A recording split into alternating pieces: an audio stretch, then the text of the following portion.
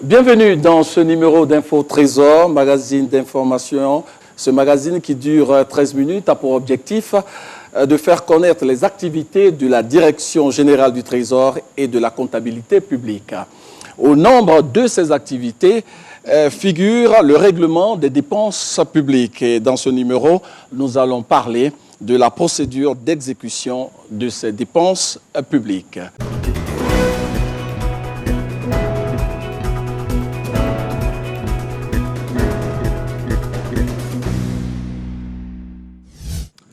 Pour parler de la procédure d'exécution de ces dépenses publiques, nous avons comme personne ressource M. Cissé Abdoul Kader, payeur général du Trésor.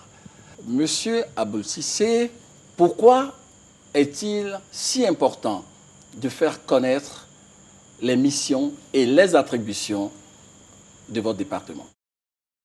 Le Trésor public, ou encore en termes génériques, la Direction générale du Trésor et de la comptabilité publique, est une institution importante au sein du ministère, auprès du Premier ministre chargé de l'économie et des finances, qui a en charge la gestion des deniers publics. Les deniers publics, cela appelle donc l'attention de tout le monde. Tout le monde a donc besoin de savoir quelles sont les missions de cette importante institution. Nous allons ensemble suivre la présentation de la pairie générale du Trésor.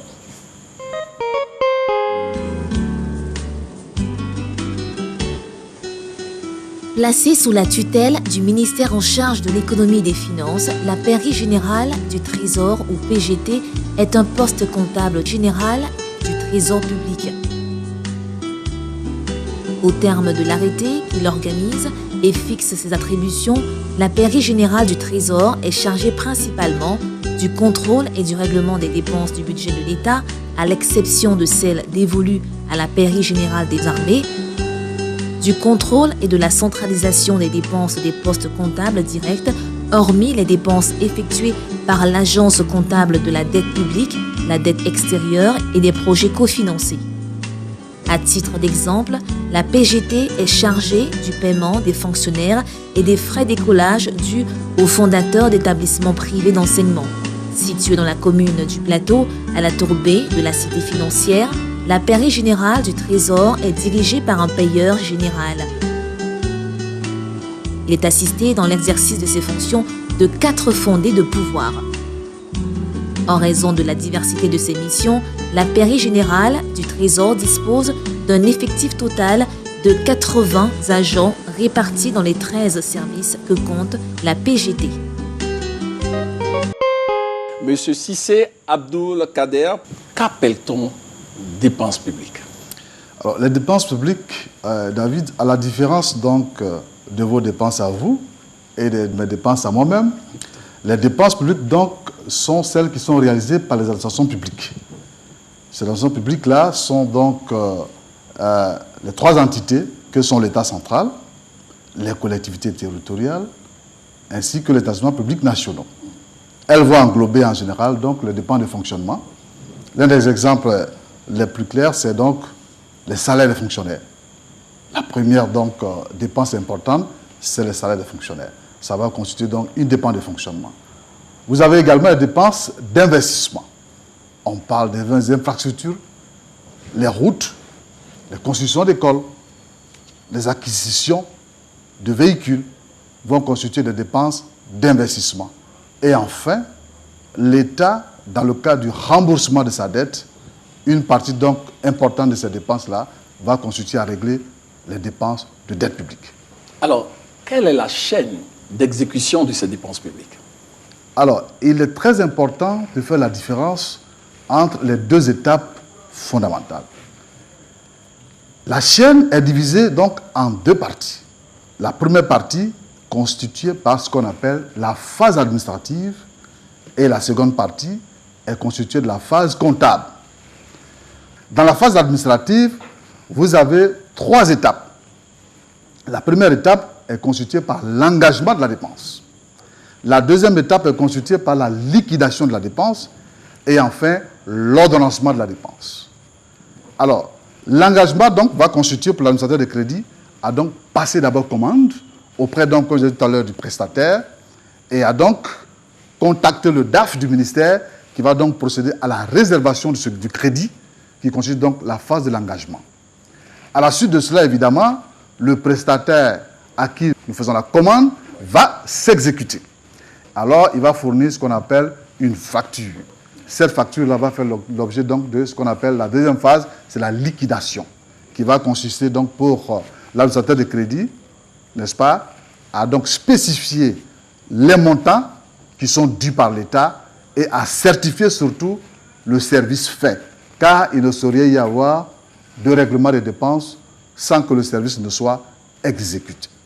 Après donc la phase de la liquidation, tout cela bien sûr sous le contrôle bienveillant du contrôleur financier. La dernière phase de la phase administrative est constituée par l'ordonnancement qui est exécuté par le directeur des affaires financières du ministère. Alors, l'ordonnancement est une phase très importante parce qu'en ce moment précis, le DAF va émettre ce qu'on appelle un mandat de paiement qui est l'ordre donné au comptable public de régler la dépense. Est-ce que dans cette procédure d'exécution, il y a des acteurs qui interviennent? Alors, ces acteurs-là, comme je viens de définir, ce sont donc les 4 acteurs qui interviennent. Chacun, pour ce qui le concerne, a une responsabilité bien définie. La première personnalité est constituée par l'administrateur de crédit. L'administrateur de crédit, c'est le chef de l'unité administrative qui dispose donc d'une dotation budgétaire et qui va passer donc commande au nom de l'État auprès donc d'un fournisseur ou d'un prestataire de l'État. La deuxième personnalité est constituée par le directeur des affaires financières, le DAF du ministère. C'est un personnage clé, c'est celui-là qui va ordonnancer les dépenses, celui-là qui va gérer l'ensemble du budget, n'est-ce pas, de son ministère. Vous avez le contrôleur financier, qui est donc ce fonctionnaire-là du ministère en charge du budget, qui va se charger de faire donc le contrôle interne, n'est-ce pas, de toutes ces dépenses-là, avant que cela n'arrive en phase de paiement. La dernière personnalité, qui est constituée donc de la phase comptable, c'est l'ensemble des comptables publics. C'est ceux-là donc qui vont constituer, n'est-ce pas, le dernier maillon de cette chaîne-là, en réglant la dépense publique. Alors, à quel moment interviennent donc les comptables publics? Alors, les comptables publics interviennent donc dans la deuxième grande phase, qui est la phase comptable, n'est-ce pas, de la chaîne. Ouais. Alors, les dossiers donc, ayant été ordonnancés, ayant été contrôlés par le contrôleur financier, arrivent donc chez le comptable public. Alors, le comptable public, il est important de le dire, a 2 fonctions. La première fonction, c'est ce qu'on appelle la fonction de payeur. Alors, cette fonction est extrêmement importante parce qu'elle va consister pour le comptable public à vérifier l'exactitude des informations qui sont portées sur les documents qu'il reçoit. Et surtout, leur conformité par rapport aux lois et règlements. Il s'agit avant tout des deniers publics, des deniers de tout le monde.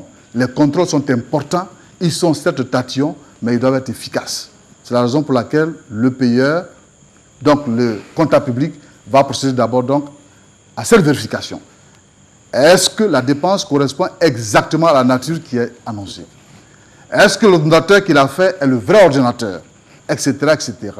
Est-ce que l'ensemble des cachets qui doivent être apposés, surtout est-ce que le service a été fait en ce moment-là? Lorsqu'il est d'accord, évidemment, il va donc accepter cette dépense-là, n'est-ce pas, par ce qu'on appelle la prise en charge de la dépense. Ok, allez-y. Alors, il se peut évidemment qu'ils ne soient pas d'accord. Et dans ces conditions-là, la dépense peut soit être différée ou soit totalement rejetée. La dépense peut être différée dans le cas où évidemment les inégalités sont des inégalités de forme qui peuvent être rectifiées simplement par l'ordonnateur. Le dossier est donc ramené, bien sûr, vis-à-vis de l'ordonnateur pour corriger ces dépenses. Alors, lorsque les inégalités sont de fond, sont des inégalités qui sont importantes, imaginez-vous une dépense qui doit faire l'objet d'un marché public, donc par appel d'offres, ne l'est pas. Le comptable public constate qu'il n'y a pas dans cette dépense-là. Je rappelle que dans ce qui nous concerne, toute dépense au-delà de 30 millions doit faire l'objet d'un appel d'offres, n'est-ce pas, d'un marché. Mais en deçà également de 30 millions, il faut également, bien sûr, rappeler qu'il faut cependant faire l'appel à la concurrence. Alors, si donc une inégalité de fonds est constatée, le comptable public n'a d'autre choix donc que de rejeter la dépense et le crédit est ainsi remis en place. Alors, donc ça, c'est une fonction importante du comptable public. Et en dehors de cela, la deuxième fonction, c'est donc la fonction de caissier du comptable public. Alors, il s'agit là, dans ce moment-là, de toutes les procédures en ce moment-là, de règlement. Il va d'abord s'assurer que la dépense est toujours valide, parce que je vous le rappelle, David, une dépense qui n'a pas donc été réclamée au-delà de 4 ans peut être éteinte par la prescription, par exemple. Alors, cette prescription-là, si elle est dans le cadre donc, de la dépense que le comptable public est en train de contrôler, ben, cette dépense n'est plus payable, par exemple. Donc, ça peut constituer un défaut de paiement. Également, d'autres conditions de forme peuvent faire en sorte que, imaginez-vous que le créancier soit par exemple décédé et que donc le paiement doit être fait dans les mains des bénéficiaires divers, tels que les héritiers par exemple. Alors c'est tout cet ensemble-là qui va être vérifié dans cette phase de caissier et permettre donc le règlement. Alors, en cas de rejet, est-ce que le fournisseur a les possibilités de prouver qu'il a donné tous les éléments du dossier? Bien sûr. Les voies de recours. Alors, un dossier, lorsqu'il est rejeté, c'est d'abord, le rejet est interne à l'administration. C'est un ordonnateur qui a donc transmis les dossiers de paiement au comptable public. Et lorsqu'il y a une irrégularité de fonds, le dossier est ramené donc à cet ordonnateur qui, évidemment, par la suite, donc, va recontacter toute la chaîne en avant pour reparfaire donc le dossier avant retransmission donc au comptable public. Ce qui veut dire donc que si effectivement un prestataire de service a son droit, bien sûr que donc l'irrégularité viendrait d'autres conditions, cela pourrait être régularisé par l'ordonnateur et le dossier retransmis in fine au comptable public pour règlement. Alors, un mot de fin.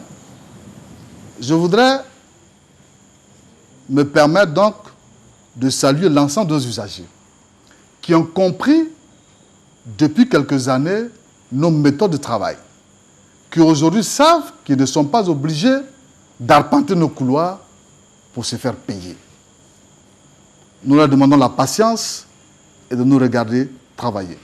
Alors, c'était le payeur général du Trésor, M. Cissé Aboul Kader. Merci d'avoir suivi ce numéro d'Info Trésor. C'était la première partie de ce magazine consacré à la procédure d'exécution des dépenses publiques. À très bientôt pour la seconde.